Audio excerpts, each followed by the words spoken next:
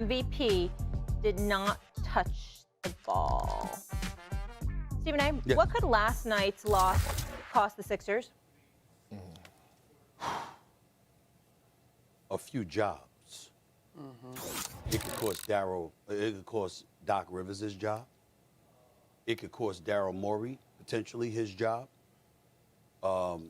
James Harden might depart from Philadelphia. That's what's at stake here. That was a bad loss last night. And to be a guy, you got to remember, they're a game away from their first berth into the Eastern Conference Finals since 2001. Well, I was there in 2001 covering this team as a beat writer, and it's one of the greatest experiences that I've ever had in my career. And that city was so hyped and so ready last night. And then the Boston Celtics rolled up in there and took the 76ers out. Let's put this into perspective. They took the 76ers out despite Jason Tatum spending the first three quarters shooting 1 of 13 from the field, 0 of 6 from three-point range. This is what happened. This is what happened, okay? And he goes in the fourth quarter, and he outscores the Sixers by himself, 16 to 13. Hitting 4-8 shots, 4 or 5 three-pointers. Just took him out. And if you're the Philadelphia 76ers, here's why the loss was so bad. How in God's name does Joel Embiid, your best player and the reigning league MVP, who is 7-1, over 280, a dominant force in this game, not touch the basketball in the last 4 minutes? There is mud on everybody's face about that. There's no excuse that Doc Rivers didn't make sure he didn't get the ball. There's no excuse that James Harden or Tyrese Maxey or Tobias Harris didn't make sure that Joel Embiid touched the ball in the last 4 minutes. But that is what happened. And so now you go to a Game 7. And by the way, interesting stat, Eminem, you'll love about this Game 7. Did you know your brother, Big Perk, as in Kendrick Perkins? In Game 7s, Kendrick Perkins is 5-2, 7 points, 6 rebounds, 55% shooting from the field. I knew last night, after the 76ers, if they would have lost that game, which they did, I knew Doc Rivers' name was going to be brought up. And anybody that paid attention to the game last night knew that game that they lost had nothing to do with Doc Rivers. Not a damn thing, right? If you look at Jason Tatum when he hit his first three out the corner, it was Tyrese Maxey's fault. He just left Jason Tatum and went double, forced Joel Embiid to run out and get a contest. That's what got Jason Tatum going last night. Like those simple, dumb mistakes that you know better that you cannot do. Now, Embiid, far as him in the fourth quarter touching the ball late in the fourth, if he would actually run and get up the floor instead of walking up the floor, maybe they could set something up to get him the ball in this sweet spot.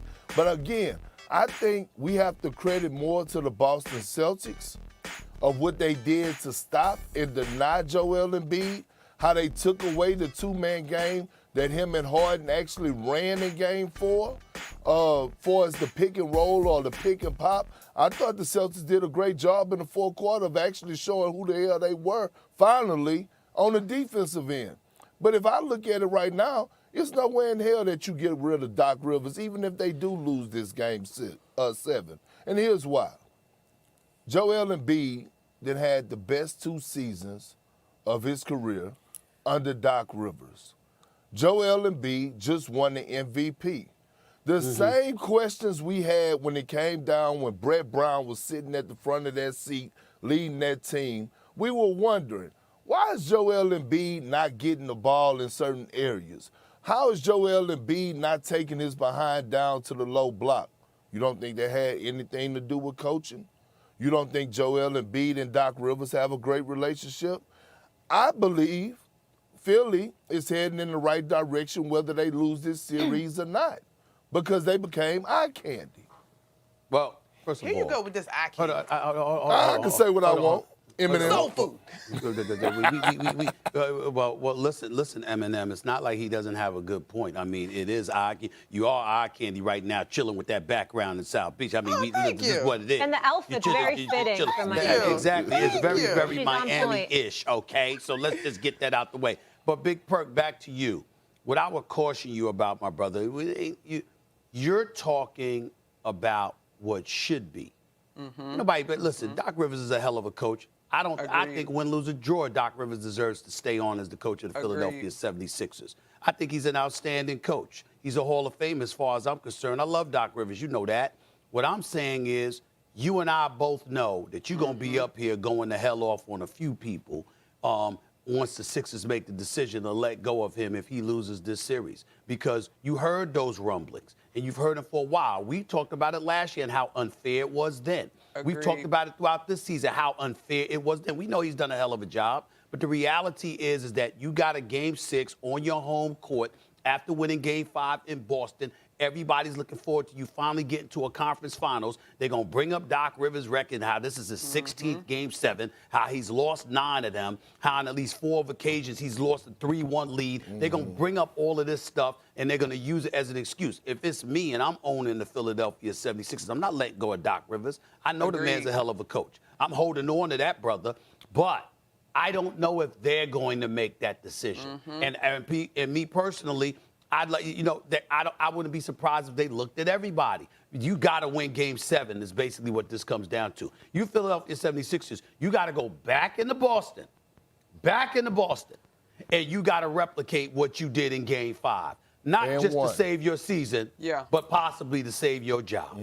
Perk, we definitely all agree that Doc should not be let go, but we know how this league operates. What does Tatum have to do to win Game 7? Not much. Because they've already beaten the Sixers when he went 1 for 13 and 0 for 6 shooting in the first 3 quarters. And the bottom line is that the Boston Celtics have shown you, even though it's best when he's performing at a high level, it's not a requirement in order for them to win pivotal basketball games. Jaylen Brown is a star in this league. There's reports that he's available. Woj reported that the other night on Countdown. This guy's in line for a 5-year, $295 million deal. He ain't getting that. Okay, he ain't getting $295 million. Boston's not giving him that. But the fact of the matter is that he's going to be a $200 million player because he is a star in this league. Marcus Smart is a former Defensive Player of the Year. Malcolm Brogdon is the reigning 6th Man of the Year. Derek White can ball. Al Horford can still ball. Robert Williams III can still ball. And when they amp it up, when they're focused and they're paying attention to detail and they amp it up, they've beaten the Philadelphia 76ers in the regular season 3 of the 4 meetings that they've had. Now it's a situation where they're tied 3-3 after losing in Boston Friday in an elimination game. They walked into Philadelphia and took them out last night.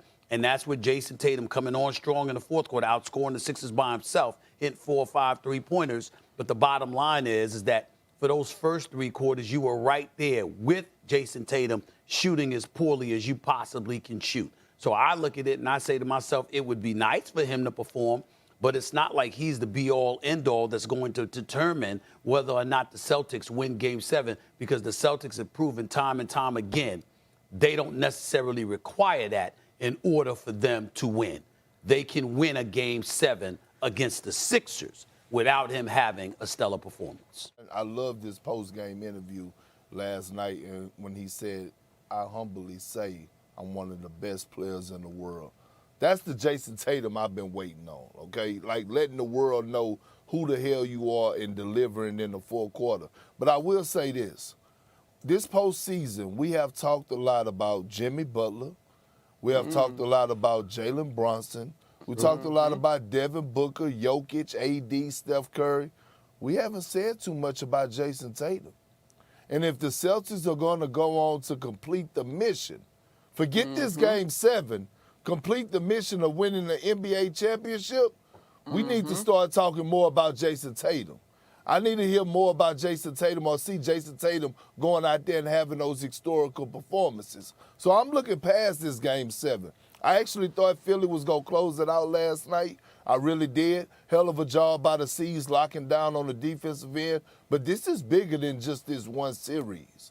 This is about going complete the title and going to get the championship. And if Jason Tatum don't elevate his game even more, they're not going to get that done. I love Jaylen Brown. I love what Marcus Smart brings to the table. Malcolm Brogdon has been phenomenal through this postseason, but they're not winning a championship unless Jason Tatum elevate his game and we start putting him in the same conversation this postseason with the likes of Steph, Jokic, Booker and those guys, as far as him going on the streak where he's tearing up the league. Well, all I was doing was answering the question, fellas and ladies. I wasn't encouraging Jason Tatum to stink up the joint the way that he did the first 3 quarters. Don't do that, Stephen A. Don't do that. Don't do that, Stephen A. You answered the question wrong. Don't do that. Don't even do that. Why can't I speak? I mean, what the Because don't do that. All I'm saying is I was just answering the question. I wasn't encouraging. I wasn't sitting up there saying, yo, Jason Tatum, go ahead and play and duplicate your performance in Game 6 for the first 3 quarters. I wasn't telling him to do that. I'm saying if something like that happened, the Boston Celtics could still beat the Sixers in this Game 7. Just a couple of facts for y'all to know. The Celtics are 5-1 in Game 7s, dating back to 2017. The Sixers have lost 3 straight Game 7s, dating back to 2012. And by the way, in Game 7s, to get to your point, Big Perk, 24.4 points per game, 44% shooting, 47% from three-point range, and 8.2 rebounds in 5 previous Game 7s for Jason Tatum, in which he is 4-1, and the only person he's lost to is LeBron James. Well, let me say this real quick. I would not take it lightly watching what the 76ers has done in this series. James Harden going to get Game 1 without Joel Embiid. That's right. 45. Nobody in the world, including myself, thought that they were going to walk into the Beantown and get Game 5 after the Celtics even that series out. So again, I mean, it looked like to me the 76ers are real cozy in that arena. Okay, so, they are real cozy. They won Game 1. They won Game 5. They did lose Game 2 and 3, and James Harden was not good in those games. And he wasn't great last night. And by the way, 23.8 points, 37% shooting, 22% from three-point range in 5 previous Game 7s. He's 3-2 in those games. Okay, so Stephen A. So back to the question, what does Jason Tatum need to do to win Game 7? It's not repeat the previous performance, candidly. I'm saying not much. Right. That's what I'm saying. He can't repeat it. So just, you know what I'm saying, we hear you on all the numbers, J.J. Redick style, but just admit, you know what I'm saying, you answered the question wrong. It's You know what it is? It's not J.J. Redick style. I'm giving numbers because J.J. Redick does it with